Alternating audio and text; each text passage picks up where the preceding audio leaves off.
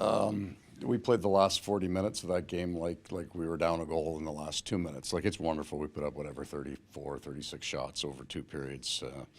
But we had put ourselves in a position where we ended up playing a game that you really don't want to play. I like the energy. I like to compete, the fight, the ability to bounce back. I think it's very difficult to have a period like we had and then be able to change your game. So very pleased with that. We've played 30 periods of hockey this year, and one of them we didn't like at all. The rest of them, the first periods in our game have been our strengths, so we get back to it. We have to make amends for the way we started our last game. Even with all the new pieces, you talked about how much you've liked the team defense this Yep. season. What is it about how defense is working, whether it's the forwards, the defensemen, the goaltending? What is working so well for this group this season? I think your forwards drive almost all of your defense by how much the position that they put your defensemen in.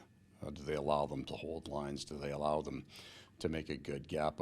So many times a D pinch in the offensive zone is either considered great or really foolish, all depending on where the forwards are.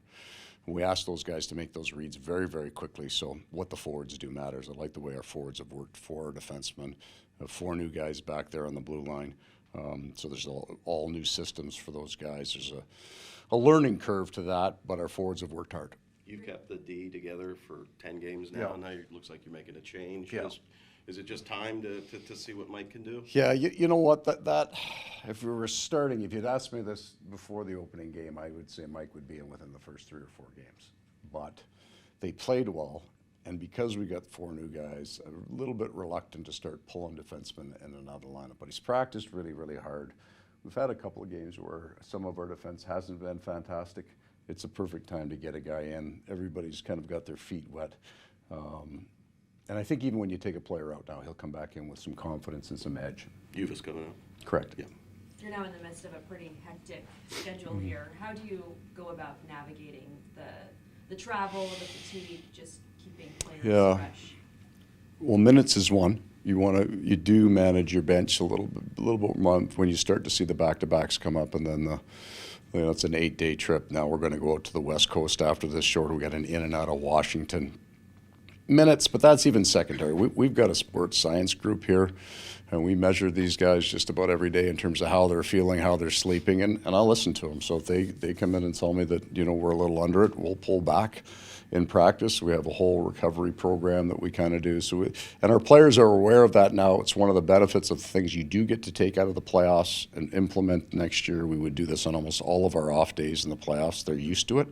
So we just manage the output. As long as we're getting what we need on the ice in terms of that work level, we try to be as respectful to their bodies as we possibly can. We don't have any punishing practices. But they've worked pretty hard this year, so we haven't needed to do that.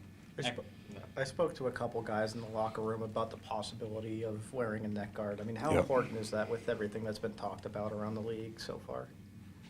I always like when the player has the individual right to choose for himself in just about every issue. I do. I think there are things that, this is not an event that we see, thankfully, much at all. But what we saw is how catastrophic it could be. So I would certainly encourage anybody at any level, if you find a piece of equipment that keeps you safer on the ice, you absolutely should wear it. At the same time, there's places for players to make their own decisions on how they want to protect themselves, and they have that right to do it. I mean, I was talking to Barkov and Rodriguez, and they both said that the league had a meeting and they strongly encouraged wrist protection already. Yep. I mean, is that kind of a direction things are headed towards? Yeah, but I think that's not so much mental decisions, like in terms of progress there. It's technology. They now have things that they can put on their wrists and they can put on their ankles that are cut resistant. That wasn't available to these guys. There was a long time the guys didn't wear socks in their skates, right? Because they like the way that feels. So now we have the technology to give players the opportunity. If you're a player that's never had a cut and you hate the way it feels, I understand not wanting to wear them. But very soon, it's a little bit like visors, even though prior it was coming into the league one way or the other because it's just safer. So as the technology improves, the visors don't fog up as much. They're better shaped. The guys don't mind wearing them. More and more of these safety features will come in. And they're used to them too. I mean, they grew up with them. Well, that's 100% right. Like there were 3 guys that lost sight in their eyes in the Ontario Hockey League in 1984. I was one of them. Right. And visors were in the league the next year. But the players now, I would never think about going on the ice without one, right? So when I was 7 years old, you didn't wear a visor, right? You had this strap, and that's how old you are. If they had a strap-on mouth guard, oh, then that was it. So nobody hated their kids then. We just didn't have the technology to do it. Like helmets. Well, maybe my parents. You have Ekblad and Montour after the last couple full practices. Yeah. How's their progression been, and are they on time? Are they a step ahead on time? How's that been for them? I'm going to say they're absolutely on time in terms of the normal window and probably potentially ahead of what we would have thought at the start. So you kind of give these injuries 4 to 6 months. But you're probably looking at around 5 months of healing. They're going to be ahead of the 6 months, but they're probably going to be fairly close to the 5 months, which is great. So our biggest fear, why we would say to you, this thing could be into December, because that would be the 6 month from surgery, and that's possible it happens.